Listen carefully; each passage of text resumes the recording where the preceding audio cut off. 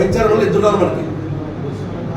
ఈరోజు గవర్నమెంట్ ఏం చేసింది, వైస్ చైర్మన్ ఇద్దరు ప్రపోజ్ చేయడం చెప్పింది. మేము మా ఎమ్మెల్యే గారు అయితే సాక్షి గారు కూడా ఎవరైతే ఇద్దరు చైర్మన్ వైస్ చైర్మన్ ఉన్నారో వాళ్ళిద్దరు పేర్లు మేము హైకమాండ్ పంపించడం జరిగింది. వాళ్ళు కూడా మళ్ళీ ఆ రోజు వాళ్ళ యొక్క రూల్స్ బట్టి వాళ్ళు ఏదైతే చేయాలో దాని ప్రకారమే ఈరోజు వైస్ చైర్మన్గా గౌస్ గారిని ఎన్నుకోవడం జరిగింది. మరి దీంట్లో చాలామంది కౌన్సిలర్లు కూడా మంచిగా ఒక పట్టుతో ఉండి మన ఈరోజు వైస్ చైర్మన్గా చేసుకున్నారు ఇన్ఛార్జ్గా. అలాగే మన వైస్ చైర్మన్ నరసింహులు కూడా చాలా తల్లాడు దీంట్లో.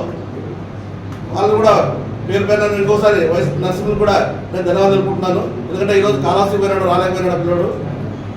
కాబట్టి దీన్ని దృష్టిలో పెట్టుకొని మరి రాబో రోజుల్లో నెక్స్ట్ ఎప్పుడైతే ఇన్ఛార్జ్ చైర్మన్గా అయిన తర్వాత నెక్స్ట్ మరి వాల్మీకి సోదరికే మళ్ళీ మేము చైర్మన్గా మా 34 మంది కౌన్సిలర్లు ఎవరైతే ఉన్నారో వాళ్ళందరూ కూడా మళ్ళీ వాల్మీకి సోదరికే మళ్ళీ పట్టం కడతారు. దీంట్లో ఏ ఒక్క అనుమానం లేదు. కాబట్టి రాబో రోజుల్లో మున్సిపాలిటీలో ఇంకా 1 year మా చేతిలో ఉంటుంది. మా వైఎస్ఆర్ పార్టీ చైర్మన్ ఎవరైతే ఉంటారో ఏదైనా ఇంకా విషయాలు ఉంటే కూడా అజెండాలో పెట్టి మా కౌన్సిలర్ అంతా అజెండాలో పెట్టి తప్పకుండా ప్రజలకు మంచి సేవ చేస్తారు. ఒకటే నేను చెప్తున్నాను, ఈరోజు ముఖ్యమైన మన నడి రోడ్లో ఉన్నటువంటి షాపింగ్ కాంప్లెక్స్ ఏదైతే ఉందో దాన్ని మాత్రం తప్పకుండా ఇప్పుడు ఎవరైతే కౌన్సిలర్లు ఉన్నారో చైర్మన్లు ఎవరైతే ఉన్నారో వాళ్ళు తప్పకుండా చేసే తీరాలని చెప్పి మా వైఎస్ఆర్ పార్టీ తరఫున ఆదోని ప్రజల తరఫున మేము వీళ్ళు కోరుకుంటున్నాం. తప్పకుండా దాన్ని విజయం సాధిస్తాం. ఏది లేదు దాంట్లో.